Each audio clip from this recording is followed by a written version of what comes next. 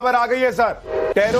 Territorial army को तैयार रहने का आदेश दिया गया है। सेना के सपोर्ट के लिए टेरिटोरियल आर्मी को तैयार रहने के लिए कहा गया। हर जवान, हर अफसर मुस्तैद रहे। सर जरा हमारे दर्शकों के लिए इसको डिकोड कीजिए। एक तो दर्शकों को थोड़ा आसान भाषा में समझाइए, टेरिटोरियल आर्मी का मतलब क्या और उनके तैयार रहने का मतलब क्या है। शैलेंद्र सर। टेरिटोरियल आर्मी बड़े सिंपल शब्दों में है कि जब आप पाकिस्तान की गोलाबारी से प्रभावित लोगों से एलजी मनोज सिन्हा उरी में जाकर मुलाकात कर रहे हैं, उसकी तस्वीरें भी आ गई हैं। ये तस्वीरें देखिए। पाकिस्तान जो सिविलियंस को निशाना बना रहा है, शेलिंग कर रहा है, उसमें जो नुकसान हुआ है वहां पर उन बॉर्डर के इलाकों में रहने वाले लोगों से एलजी मनोज सिन्हा जाकर मिल रहे हैं, उनको सांत्वना दे रहे हैं, उनकी हिम्मत बढ़ा रहे हैं। ये तस्वीरें भी आ रही हैं। मीरा जी, आप कुछ कहना चाह रही थी। टेरिटोरियल आर्मी को तैयार रहने के लिए कहा गया इस पर। जी, मैं कब से इसीलिए हाथ उठा रही थी सुशांत जी कि ये न्यूज मुझे जब से मिला है, ऑलमोस्ट 5 मिनट हो गए, कि टेरिटोरियल आर्मी के लिए नरेंद्र मोदी जी ने ये गो हेड दिया है कि जहां जैसी आवश्यकता है टेरिटोरियल आर्मी के जो हमारे आर्मी के जवान हैं, हमारे ऑफिसर्स हैं, उनको बुलाया जाए। ऐसे में आज आपके पैनल में जितने हम आर्मी ऑफिसर्स हैं, आई एम श्योर हम सबके मन में यही उत्साह है और जोश आज भी है कि जहां हमारी आवश्यकता है, आज हम न्यूज पे तो अपना कर्तव्य निभा ही रहे हैं, आवश्यकता पड़ने पे ग्राउंड पे भी जब भी चाहिए हम भी वहां पे अवेलेबल जरूर रहेंगे। ये एक बहुत इंपॉर्टेंट बात है, क्योंकि जहां पे आप देखो एक तरीके से पाकिस्तानी पार्लियामेंट में क्या हो रहा है कि उनके खुद के जो मिनिस्टर्स है अपने प्राइम मिनिस्टर को गाली दे रहे हैं। वहां पे ये कह रहे हैं कि तुम बुज़दिल हो, और अपने पाक के जो चीफ है उसको बोल रहे हैं कि वो हाइड आउट में है।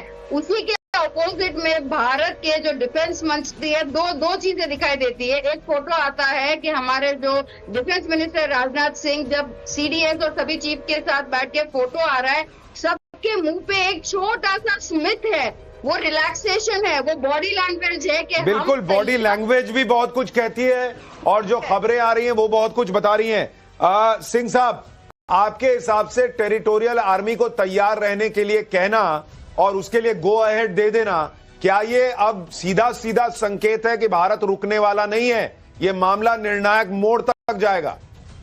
जी बिल्कुल ठीक आप कह रहे हैं, क्योंकि मैं जो शैलेंद्र साहब ने बात की है वो उसके ऊपर एक ऐड करना चाहता हूं कि जो वो सिविलियन लोग होते हैं वो ट्रेंड होते हैं, उनको थोड़ी पहले ट्रेनिंग दे रखी होती है, इसीलिए वो वापस आर्मी की मदद के लिए चले जाते हैं जहां अपने आप कोई भी हमला या कोई भी उसमें वो मतलब कि ट्रेंड होते हैं, समक्ष होते हैं। और दूसरी बात मैं ये कहना चाहता हूं कि जिस तरीके से आप सब शो कर रहे हैं, एक बहुत बड़ा डिफरेंस मुझे नजर आ रहा है कि पहले ये होता था कि सिर्फ आर्मी, नेवी, एयरफोर्स जो डिफेंस रिलेटेड पैरामिलिट्रीज होती थी, वो ही हमारी जो गवर्नमेंट होती थी, पहले वाली गवर्नमेंट जो होती थी, वो ये समझती थी कि इनका ही काम है देश की सुरक्षा के लिए।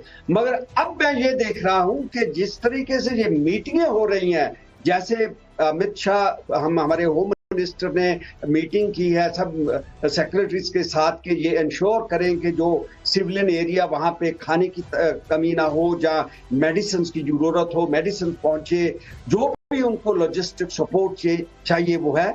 इससे ये ज़ाहिर होता है कि आज की तारीख के अंदर हर भारतीय अपनी ये रिस्पॉन्सिबिलिटी, जिम्मेवारी समझता है कि उसका भी जिम्मेवारी बनता है कि देश की रक्षा। बिल्कुल सर, और ये पूरे देश को साथ लेकर और साथ मिलकर लड़ने वाली स्थिति है, ये बहुत इंपॉर्टेंट है। कर्नल दिनेश नैन भी हमारे साथ जुड़ गए हैं। दिनेश सर, ये बताइए कि ये जो स्थिति बन रही है, भाई भारत तो पूरी तैयारी कर रहा है, लंबे युद्ध की तैयारी कर रहा है।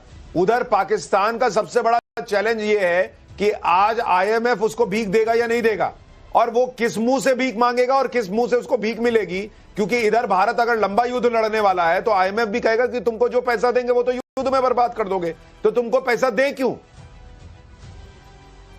देखिए ये भी है, और दूसरा ये भी है कि आईएमएफ के अंदर जो भी आईएमएफ ये भी देखता है कि ये कंट्री जो इन्होंने लोन लिया हुआ है कुछ भी, वो रिपेमेंट की कैपेबिलिटी भी रखती है कि नहीं, और अगर इन्होंने नहीं केयर कर रखा होगा रिपेमेंट तो डेफिनेटली ये डिफॉल्टर्स में आ जाते हैं और आईएमएफ आगे नहीं बढ़ेगा। रही बात अभी जो राजनाथ सिंह जी की मीटिंग हुई थी थोड़ी देर पहले। देखिए उसके अंदर एक चीज बहुत क्लियर हो गई है, वो ये है कि अब काइनेटिक एक्शन के लिए नेक्स्ट लेडर पे आर्मी जा रही है। ये आर्मी, नेवी, एयरफोर्स, तीनों की तीनों सशस्त्र सेनाएं पाकिस्तान के खिलाफ अब एक अगले स्टेप पे पहुंच रही है, यानी अब अगला स्टेप शुरू हो जाएगा। ये सीरियस मूव है। यही कारण है कि आप देख रहे हैं जितनी भी मीटिंग्स हो रही हैं प्रधानमंत्री जी के साथ में एनएसए डोभाल जी की, फिर एनएसए डोभाल जी और आईबी चीफ जो है वो जाकर के अपने होम मिनिस्टर साहब से मिल रहे हैं, जहां पे सीआईएसएफ और आईबी के डीजी भी बैठे हुए थे, उनसे मुलाकात हुई। सभी स्टेट के सीएम से बात की जा रही है और साथ साथ में जो आर्मी चीफ हैं उनको ये ऑथोराइज कर दिया गया है आज इस मीटिंग के अंदर कि आप अगर चाहें तो ऑफिसर्स या सोल्जर्स जो भी टेरिटोरियल आर्मी के हैं उनको आपके पास पावर है तुरंत रिकॉल करके अपने पास बुला सकते हैं। तो ये जो सर इसमें एक चीज और भी है शैलेंद्र सर, जो हम बात कर रहे हैं, चर्चा कर रहे हैं कि भारत तो अब ये लंबी और निर्णायक लड़ाई की तरफ आगे बढ़ रहा है, जिसमें भारत के लिए एक अच्छी स्थिति है और जो भारत ने खुद अपने लिए तैयार की है कि दुनिया उसके साथ खड़ी है। आप देखिए जो अमेरिका के उपराष्ट्रपति का बयान है जेडी वेंस का, वो बड़ा इंपॉर्टेंट है। जिस तरह से उन्होंने कहा शैलेंद्र जी कि भारत पाकिस्तान के बीच ये लंबे समय से चल रहा है and we have no business to be in it, मतलब हम बीच में नहीं आएंगे, तुम आपस में देख लो। तो यानी ये ग्रीन सिग्नल है अमेरिका का कि आप यानी भारत जो करना चाहो करो, हम नहीं आ रहे। पाकिस्तान हमको फोन करेगा, हम नहीं उठाएंगे, हमारा कॉल वेटिंग में जाएगा, उनका ये हिसाब क्लियर हो गया है। As a student of diplomacy मैं आपको ये बता दूं, हम पूरी तरह से डिप्लोमेसी और इंटरनेशनल कम्युनिटी की इज्जत करते हैं, बट इस इज्जत को हमारी वीकनेस मत समझिएगा। ये जो स्टेटमेंट्स चेंज हो रहे हैं ना कि रेस्ट्रेन रखिए, वो एस्केलेट नहीं होना चाहिए, ये या वो, आपने देखा एक सेंटेंस के बाद सारा का सारा सिचुएशन 180 डिग्री बदल गया। जयशंकर साहब ने बोला अब हमें ज्ञान नहीं चाहिए, हमें एडवाइजर नहीं चाहिए, या आप हमारे साथ हैं इस टेररिज्म की लड़ाई में, पार्टनर्स नॉट फीचर्स, वो या हम, और वो पार्टनर का मतलब है इस टेररिज्म की लड़ाई का पार्टनर, या आप एक्सपोज हो जाएंगे कि आप इसमें नहीं हैं।